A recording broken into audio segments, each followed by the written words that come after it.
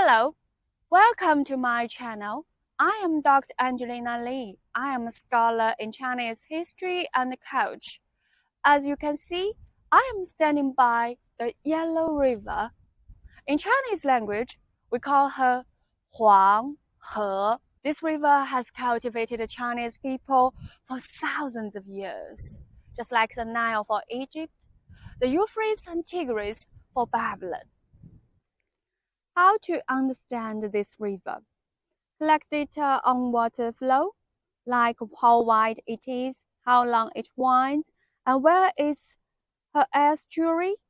If you only focus on all of this, I'm afraid you will miss the essence of this great old and long river.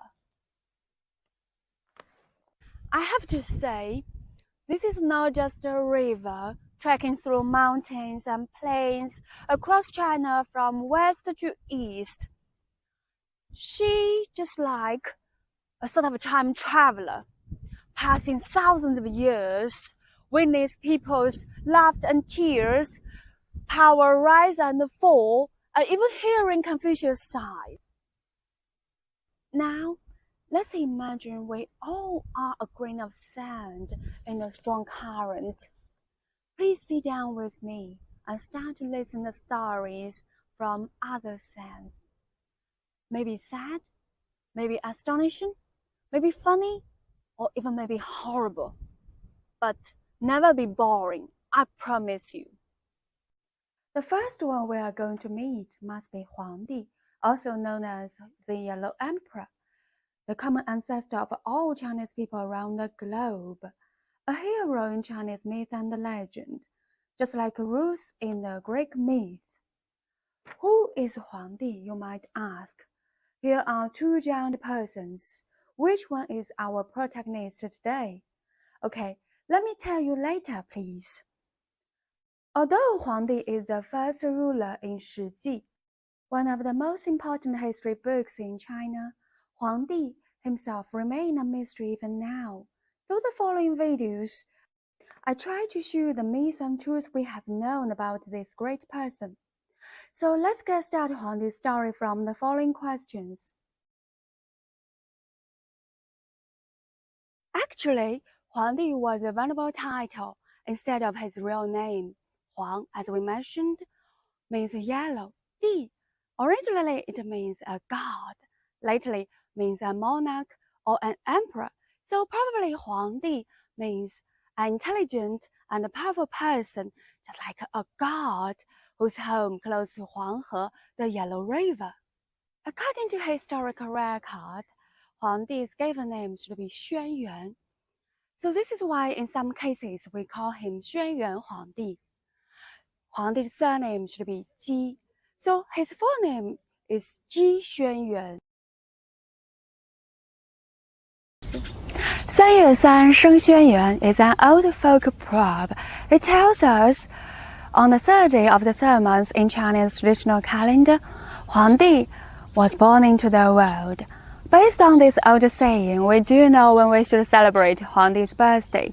Actually, last Saturday, April 22nd, is a big day.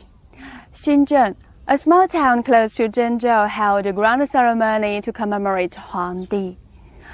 Each year on that day, Chinese around the world would gather there to commemorate our common ancestor. We perform some special dance, we offer sacrifice. We hope Huangdi will enjoy his big parties. Nevertheless, it remains a mystery about which year Huangdi was born and died.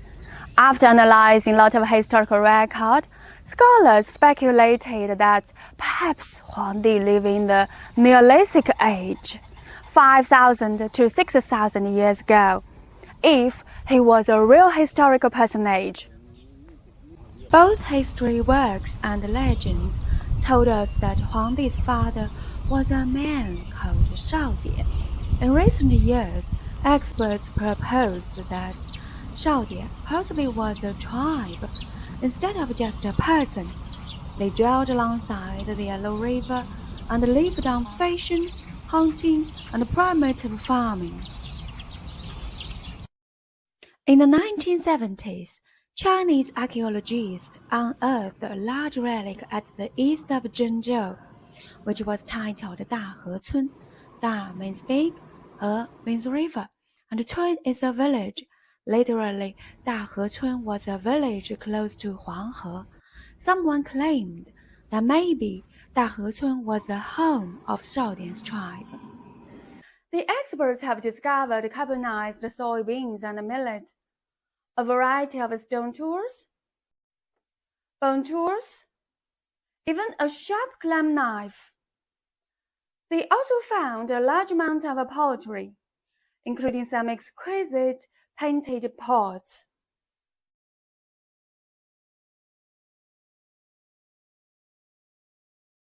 Among these antiques, the most unique one is this, the twin bottle, connected inside, working like a communicating vessel. So, scholars said this bottle probably was designed for the ceremony of peacemaking between the tribal leaders. It was an excellent idea to stop any intention to poison any one of them. If I were their guest, if they served me any drinking with that bottle, I would feel absolutely safe. The archaeologists also found a very special pot like this. Is this funny? Do you like it? So can you tell me, what does this pot serve for? Please share your answer in the comment area. I cannot wait to read your words. Although these potteries are fascinating, I have to say I was much more attracted by prehistory buildings. These broken walls once were a 3-bedroom house about 5,300 years ago.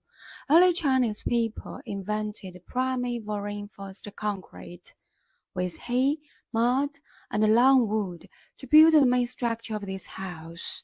Then they lit a fire to dry all the wet walls and put up the roof. The archaeologists have discovered 50 houses like these at Dahecun Relic by now, so it could be quite common for people during that time to own such comfortable building. So we could imagine 5,000 years ago on a spring day like today, Huangdi was born in a similar home.